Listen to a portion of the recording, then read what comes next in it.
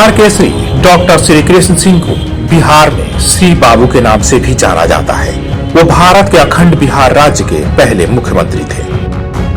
कृष्ण सिंह आधुनिक बिहार के निर्माता कहे जाते हैं। उनके सहयोगी डॉक्टर अनुग्रह नारायण सिंह उनके मंत्रिमंडल में उप मुख्यमंत्री और वित्त मंत्री के रूप में आजीवन साथ रहे। उनके शासनकाल में बिहार में उद्योग, कृषि, शिक्षा, सिंचाई, स्वास्थ्य, कला और सामाजिक क्षेत्र में उल्लेखनीय कार्य हुए।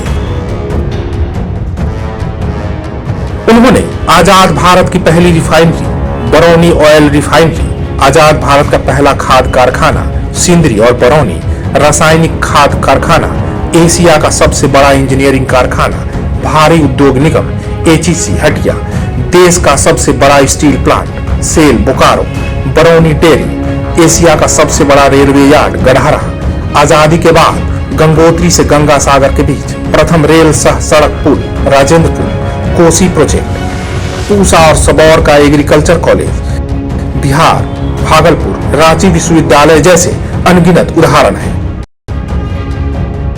उनके शासनकाल में संसद के द्वारा नियुक्त फोर्ड फाउंडेशन के प्रसिद्ध अर्थशास्त्री श्री ए पेल्लवी ने अपनी रिपोर्ट में बिहार को देश का सबसे बेहतर शासित राज्य माना था और बिहार को देश की दूसरी सबसे बेहतर अर्थव्यवस्था बताया था। अविभाजित बिहार के विकास में उनके अतुलनीय, अद्वितीय और अविस्मरणीय योगदान के लिए बिहार के श्री बाबू को आधुनिक बिहार के निर्माता के रूप में जाना जाता है। अधिकांश लोग उन्हें सम्मान और श्रद्धा से बिहार केसरी और श्री बाबू के नाम से संबोधित करते हैं। नवादा जिले के खनवा में उनका ननिहाल है, जहां सीएम नीतीश कुमार ने लगभग 200 करोड़ की लागत से कई योजनाओं को धरातल पर उतारने का काम किया है। इनमें उनकी स्मृति में एक स्मारक भवन, park, polytechnic college, hospital, power house, power grid इत्यादि का निर्माण प्रमुख है। वहीं उनके पैतृक गांव शेखपुरा के माउल में उनकी स्मृति में एक प्रवेश द्वार बनाया गया है। श्री बाबू के पैतृक आवास पर और बरबीघा चौक पर एक एक प्रतिमा स्थापित की गई है। विभिन्न शिक्षण संस्थानों का नामकरण भी श्री बाबू की स्मृति में किया गया है।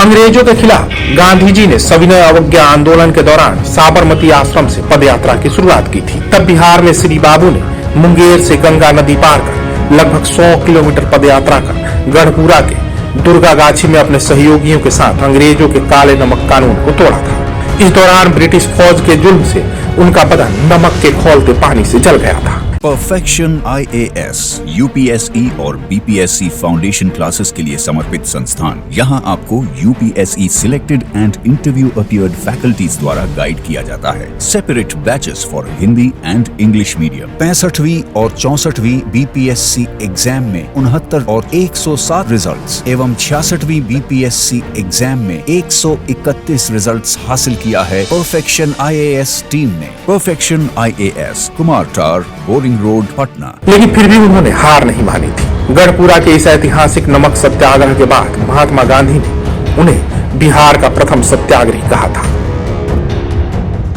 श्री बाबू की स्मृति में पटना में गांधी मैदान के उत्तरी भाग में राजधानी का सबसे बड़ा सभागार श्री कृष्ण मेमोरियल हॉल का निर्माण किया गया है, जहां उनकी एक आदमकद प्रतिमा भी स्थापित की गई है। गांधी मैदान पटना के पश्चिमी छोर पर श्री बाबू की स्मृति में श्री कृष्ण विज्ञान केंद्र की स्थापना की गई है। 2 अप्रैल 1946 को जन्मे श्री कृष्ण सिंह 31 जनवरी 1961 को इस दुनिया से चल बसे। 1961 में जब श्री कृष्ण सिंह का निधन हुआ था तो उनके निधन के 12वें दिन उनकी तिजोरी खोली गई थी। उस दौरान उनकी तिजोरी में सिर्फ 24,500 रुपए मिले थे। तिजोरी में रखे 4 लिफाफों में पैसे थे। एक लिफाफे में रखे 20,000 रुपए कांग्रेस कमेटी के लिए, वहीं दूसरे लिफाफे में 3,000 रुपए मुनीम जी की बेटी की शादी के लिए, तीसरे लिफाफे में 1,000 रुपए और चौथे लिफाफे में 500 रुपए मिले थे। श्री कृष्ण सिंह की ईमानदारी के लोग मिसाल दिया करते थे। श्री बाबू अब इस दुनिया में नहीं रहे, लेकिन अपने पीछे एक अमिट छाप छोड़ गए, जिनके पद चिन्हों पर आज के राजनेता चलने की कोशिश कर रहे हैं। लेकिन बिहार के लिए श्री बाबू जो कर गए उसे बनाए रखना अब हमारी जिम्मेदारी है। ऐसी और कहानियों को सुनने और देखने के लिए कलम मीडिया का हौसला बढ़ाएं। हमारे चैनल को सब्सक्राइब करें। वीडियो पसंद आए तो लाइक और शेयर करें। अगर आपके पास कोई सुझाव हो तो हमें कमेंट बॉक्स में लिखें, या फिर ऐसी कोई और कहानी सुनना चाहते हैं तो आप हमें कुछ इनपुट्स के साथ जानकारी साझा कर सकते हैं।